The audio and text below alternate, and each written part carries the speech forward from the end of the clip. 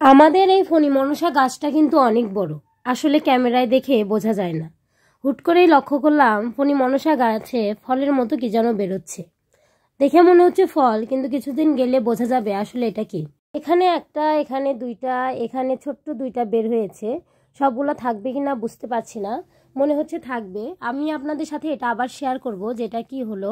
আর এই গাছটা আস্তে আস্তে মরে যাচ্ছে, কিন্তু ফুলগুলো ফুটলে অনেক দিন থাকে। এই গাছটার নাম কি আমি জানি না, নাম জানলে অবশ্যই কমেন্ট করবেন।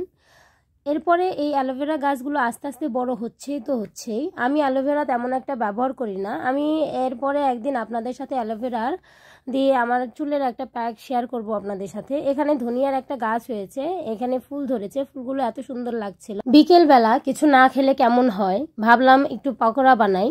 বাসায় এই ব্রকলিটাই ছিল, ভাবলাম এটা দিয়েই বানাই। এই জিনিসটা আমি কোনোদিন খাইনি, এবারই প্রথম খাচ্ছি। ব্রকলিতে ওপরে নাকি বীজ থাকে, হাত দিয়ে এভাবে চাপ দিলে বীজগুলো পড়ে যায়, বীজগুলো ফেলে দিয়ে খেতে হয়। আমি এরপরে ছোট ছোট টুকরা করে কেটে নিচ্ছি। ফুলকপির পাকোড়া যেভাবে বানায় আমি সেভাবেই বানাই। শুনেছি ফুলকপির চেয়ে এটা তুলনামূলক নরম হয় এবং খেতেও নাকি টেস্ট বেশি হয়। খেলে আসলে বোঝা যাবে কেমন লাগলো। আমি এইগুলো বারবার করে ধুয়ে নিলাম যাতে বীজ না থাকে। এরপর লবণ দিয়ে ভালো করে মাখিয়ে নিলাম। লবণটা কিন্তু এখানে খুব বেশি ইম্পর্টেন্ট, তাছাড়া ফুলকপি ভালো লাগবে না। ওপরে বেসনটা হয়ে যাবে কিন্তু ফুলকপি ভেতরে ভালো লাগবে না। এরপর আমি বেসন নিলাম, বেসনের মধ্যে হলুদের গুঁড়ো, মরিচের গুঁড়ো, জিরা, লবণ, আদা রসুন বাটাটা একটু আমি পরে দেব। আস্ত জিরা দিয়ে আমি পানি দিয়ে আস্তে আস্তে আস্তে আস্তে একটা মিশ্রণ বানিয়ে নিচ্ছি। মিশ্রণটা এমন হবে, এরকম গাঢ় হবে, বেশি পাতলা হইলে কিন্তু ফুলকপির গায়ে লেগে থাকবে না। এরপর আমি আদা রসুন এবং জিরা বাটা দিয়ে দিলাম, দিয়ে মিক্সড করে নিলাম। আপনারা চাইলে আগেই দিয়ে দিতে পারেন।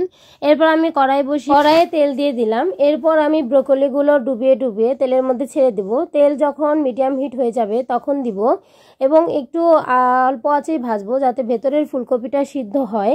তাছাড়া বেশি জোরে ভাজলে, হাইটে ভাজলে ভেতরের ফুলকপিটা কাঁচাই থেকে যাবে। এমনিতেই সবুজ দেখে মনে হবে কাঁচাই আছে, কিন্তু আসলে কাঁচা থাকবে না। একটু মিডিয়াম আঁচে ভাজলে এটা সুন্দর হয়ে যাবে। আমি কিন্তু ব্রোকলিগুলো ভালো করে পাতলা করে নিয়েছি যাতে এগুলো সিদ্ধ হয়। আপনারাও চেষ্টা করবেন পাতলা করে কাটতে। এটা হয়ে গেছে, আমি তুলে নিলাম। এরপর আরেকটু বাকি ছিল, সেগুলোও দিয়ে দেব।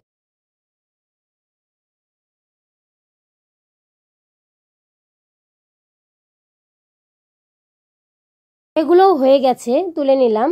এবার আমি আপনাদের সাথে এটা স্বাদ শেয়ার করব। এটার স্বাদ একেবারে সেম টু সেম ফুলকপির মতোই আমার কাছে তাই লেগেছে, শুধু কালারটা অন্য। ওইটা সাদা রঙের হয় আর এটা হচ্ছে সবুজ রঙের। তবে হ্যাঁ, এটা কিন্তু নরম ফুলকপির চেয়ে, এটা আরো বেশি তাড়াতাড়ি সিদ্ধ হয়েছে।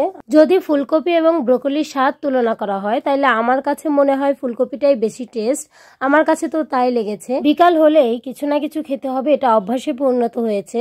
ভিডিওটি দেখার জন্য আপনাদের অনেক অনেক ধন্যবাদ। ভালো লাগলে চ্যানেলটি অবশ্যই সাবস্ক্রাইব করবেন। Please like, comment and share. Thank you.